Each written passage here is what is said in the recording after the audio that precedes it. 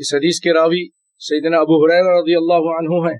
आप फरमाते हैं अल-मुअद्दिनु युग़फ़रु लहु मदा सौतिही, मुअद्दिन उसकी बख्शिश कर दी जाती है जहां तक उसकी आवाज जाती है। मुअज्जिन अजान देता है ना, जहां तक उसकी आवाज जाती है उसकी बख्शिश कर दी जाती है। लेकिन ये उसी मुअज्जिन के लिए जो मुशरिक नहीं है, शिरक नहीं करता, बिदात नहीं करता और नबी सल्लल्लाहु अलैहि वसल्लम का मुती फरमाबरदार है, तो ये सारे फजाइल उनके लिए है। जहां तक उस मुअज्जिन की आवाज जाती है वहां तक उसकी बख्शिश कर दी जाती है।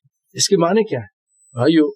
एक रिवायत में आप अक्सर सुनते हैं कि अल्लाह ताला फरमाते हैं यब्न आदम लौ अतैतनी बिक़ुराबिल अर्दि खताया तुम लक़ीतनी ला तुश्रिकु बी शैअन लअतैतुका बिक़ुराबिहा मग़फ़िरा। ऐ आदम के बेटे, अगर तू जमीन भर कर गुनाह लेकर आए, इसमें शिरक ना हो, तो मैं उतनी ही नेकी लेकर तुझसे मिलूंगा।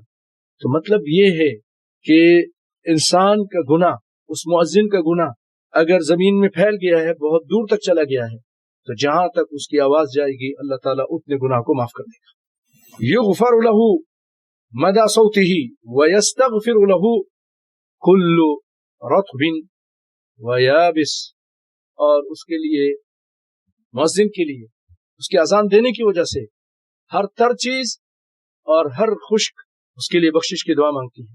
इसको अबू दाऊद ने और इब्न माजा रहमहुल्लाह ताला ने रिवायत किया है।